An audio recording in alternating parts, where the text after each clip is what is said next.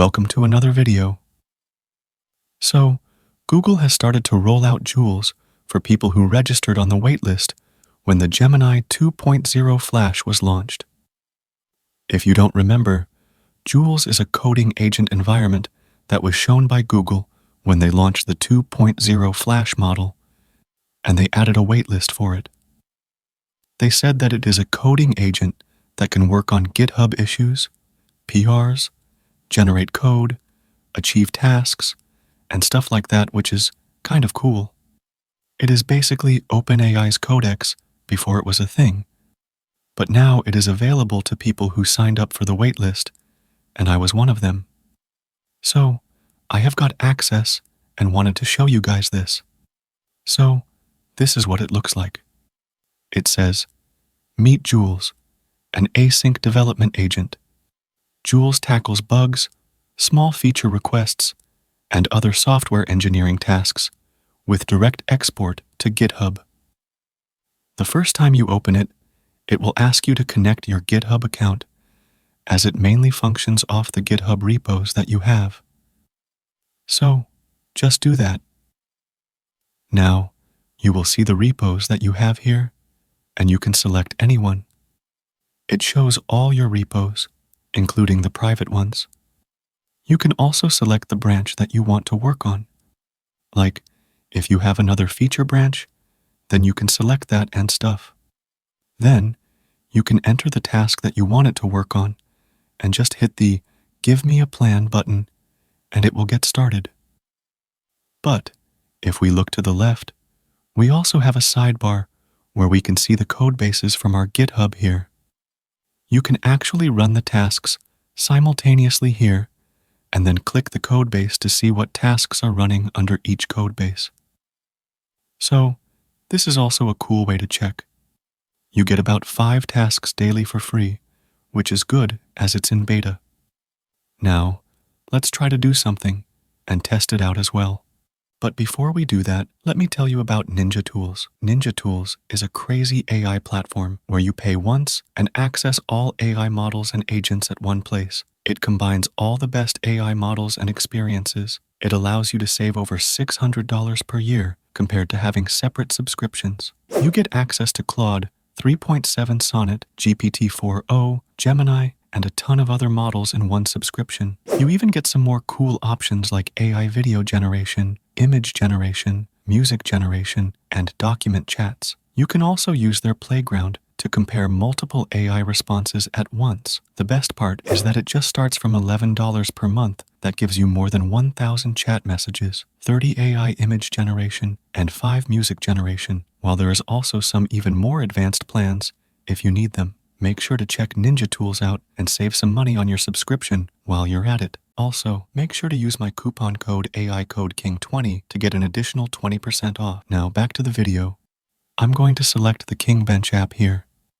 Now, I'm going to ask it to add light theme functionality to it, as it is currently mostly dark themed. This is a pretty hard one, as it needs to change styles, add toggles, and much more stuff. Now, once we send it, you can see that it starts to boot up a VM because it uses a sandbox on the cloud to do the stuff, which is quite awesome. It also asks if you want notifications as it progresses, but I don't. So now, you can see that in a bit. It gives me the plan. It is superbly well organized, and it says that it will first configure Tailwind CSS settings, then implement theme switching logic, update component styles, add tests for theme switching, and submit the changes. You can also see the details of the plan by expanding a section. Now, you can ask it to change something or just hit the Approve Plan option. If you don't hit it, then it will get auto-approved in 5 minutes, which is also kind of cool. Anyway, once we approve it, you can see that it gets started on it.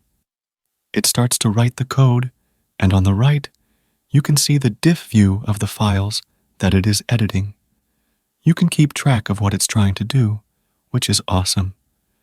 You can also see what's happening on the left as well, and see the exact stuff here.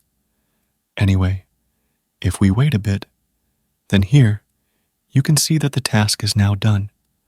It is fully autonomous and doesn't ask you for approval and stuff apart from the plan itself. You can see the diff view of the files on the right here.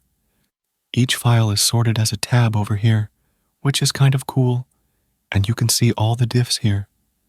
You can also see a much better view of the changes by clicking the expand icon here, which will open up this view where you can see the before and after of the files and see the changes much more accurately, which is quite good. You can also see the changed files list on the right here and click on them to navigate through, which is also good. One thing that I would have liked is if it had a preview option for web applications, like the one I am working on here. Then it would allow you to check it without a hassle. But it is not yet possible. So that's fine. Although I liked that it wrote some tests in order to test it. Anyway, now we have the publish branch option here. The changes it makes are done in a separate branch that it creates, which means that the changes it will push will be pushed as a pull request, which is quite great. Anyway, you can see a whole summary of the changes that it has done here, which will be added to the pull request. You can also see the number of lines added and removed for reference. You can also see the total time it took here as well. Now, let's hit this Publish Branch option here, and as soon as we do that, you'll see that it gets started on it. After just a bit, it will get the stuff done and will create a new PR for it.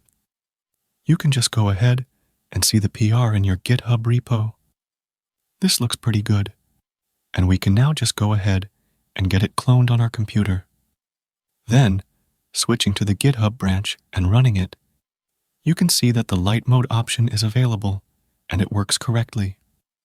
This is quite awesome because most of the agents that are on the web are not as reliable and not as professional either. Half of them don't give you the option to sync to GitHub or make PRs or stuff like that, while this is much better.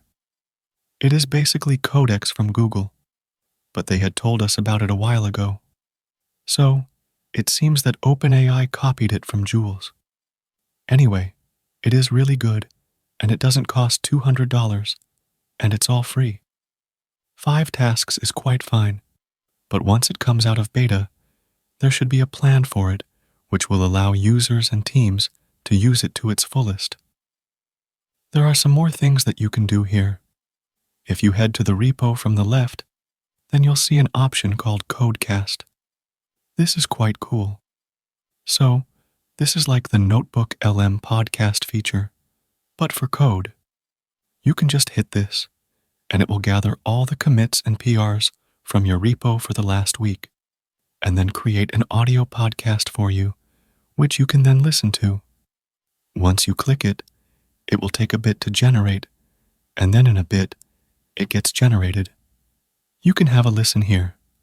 All right, everyone, and welcome back to the Jules Podcast Daily, your quick download on Kingbench codebase changes. Hey there. Today, we're jumping right back to the beginning, the initial commits that kicked off the whole Kingbench repository. Yeah, the absolute groundwork. It's where you see the first pieces falling into place, UI files, markdown for docs, some scripting. Like the whole skeleton. We've got page.tsx, a bunch of .md files, shell scripts, JavaScript, Python. Exactly, and config files, logos too. It really sets the stage for what Kingbench is aiming to be. Okay, let's get specific. First up, a change in sourcecap_valpage.tsx.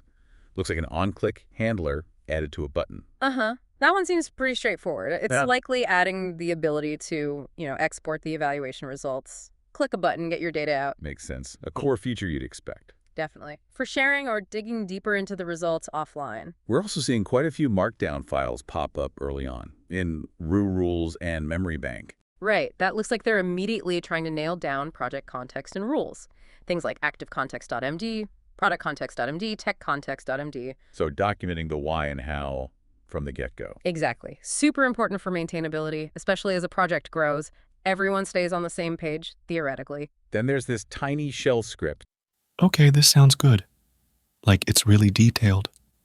I would easily use it daily if it remains this good. It's really good to catch up easily with the commits and everything.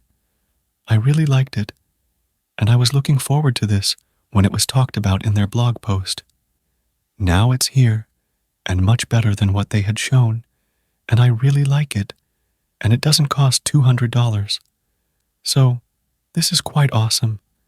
It's like a pre-launch of Google's I/O event that is going to happen today. So, I'll try to cover the new updates from the event as soon as they come up. So, subscribe to the channel and hit the bell notification so that you are notified quickly. Overall, it's pretty cool.